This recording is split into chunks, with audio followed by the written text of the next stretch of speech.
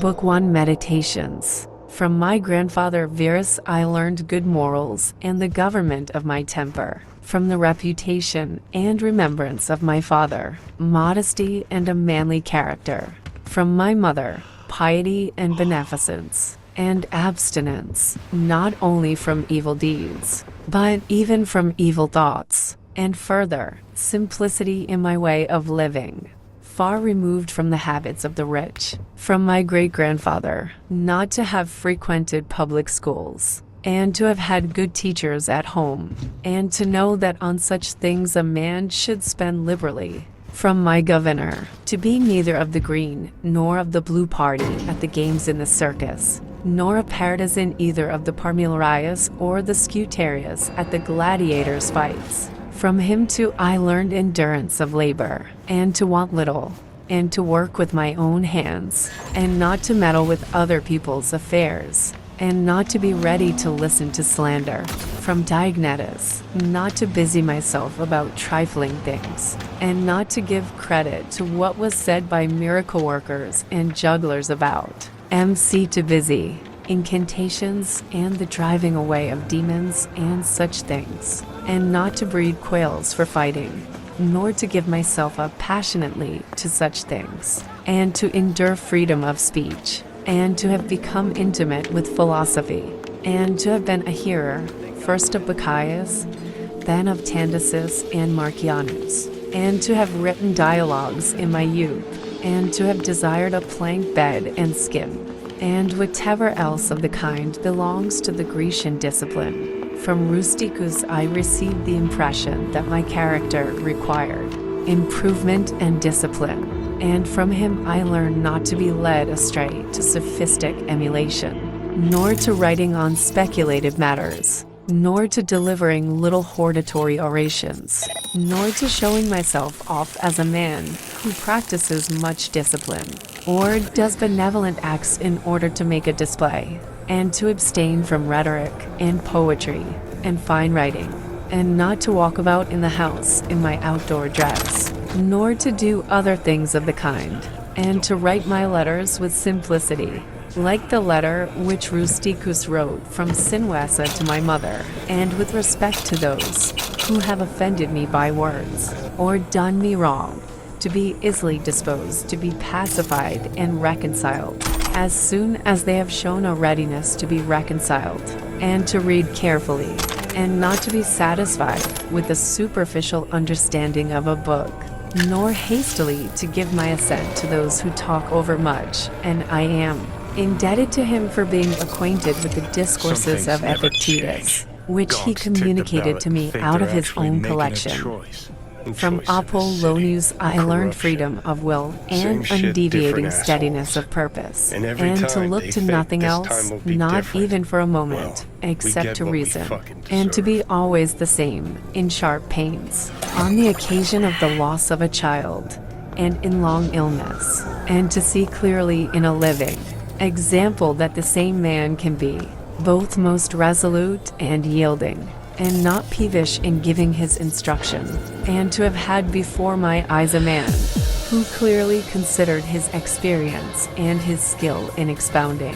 philosophical principles as the smallest of his merits, and from him I learned how to receive from friends what are esteemed favors, without being either humbled by them or letting them pass unnoticed. From Sextus, a benevolent disposition, and the example of a family governed in a fatherly manner, and the idea of living conformably to nature, and gravity without affectation, and to look carefully after the interests of friends, and to tolerate ignorant persons, and those who form opinions without consideration. He had the power of readily accommodating himself to all, so that intercourse with him was more agreeable than any flattery, and at the same time he was most highly venerated by those who associated with him,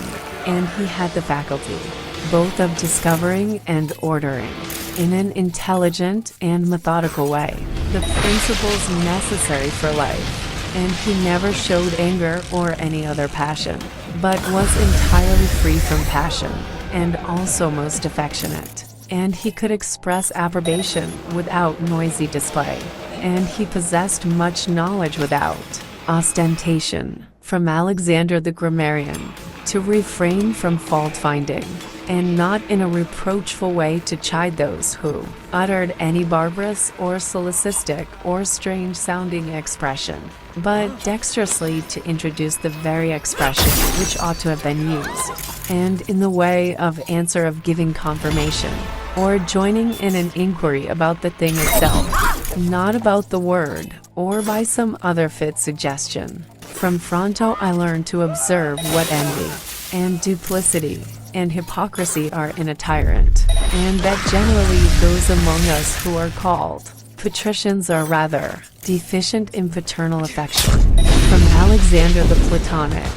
not frequently, nor without necessity, to say to anyone, or to write in a letter, that I have no leisure, nor continually to excuse the neglect of duties required by our relation to those with whom we live, by alleging urgent occupations.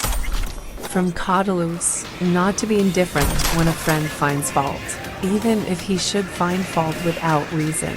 but to try to restore him to his usual disposition, and to be ready to speak well of teachers, as it is reported of Domitius and Athenodotus, and to love my children truly. From my brother Severus, to love my kin, and to love truth, and to love justice. And through him I learned to know Thrasea, Helvidius, Cato, Dion, Brutus. And from him I received the idea of a polity in which there is the same law for all, a polity administered with regard to equal rights and equal freedom of speech, and the idea of a kingly government which respects most of all the freedom of the governed. I learned from him also consistency and undeviating steadiness in my regard for philosophy, and a disposition to do good, and to give to others readily, and to cherish good hopes, and to believe that I am loved by my friends. And in him I observed no concealment of his opinions with respect to those whom he condemned, and that his friends had no need to conjecture what he wished or did not wish, but it was quite plain. From Maximus I learned self-government, and not to be led aside by anything, and cheerfulness in all circumstances, as well as in illness, and a just admixture in the moral character of sweetness and dignity, and to do what was set before me without complaining. I observed that everybody believed that he thought as he spoke, and that in all that he did he never had any bad intention. And he never showed amazement and surprise, and was never in a hurry, and never put off doing a thing, nor was perplexed nor dejected, nor did he ever laugh to disguise his vexation, nor, on the other hand, was he ever passionate or suspicious. He was accustomed to do acts of beneficence, and was ready to forgive, and was free from all falsehood, and he presented the appearance of a man who could not be diverted from right, rather than of a man who had been improved. I observed, too, that no man could ever think that he was despised by Maximus, or ever venture to think himself a better man. He had also the art of being humorous in an agreeable way,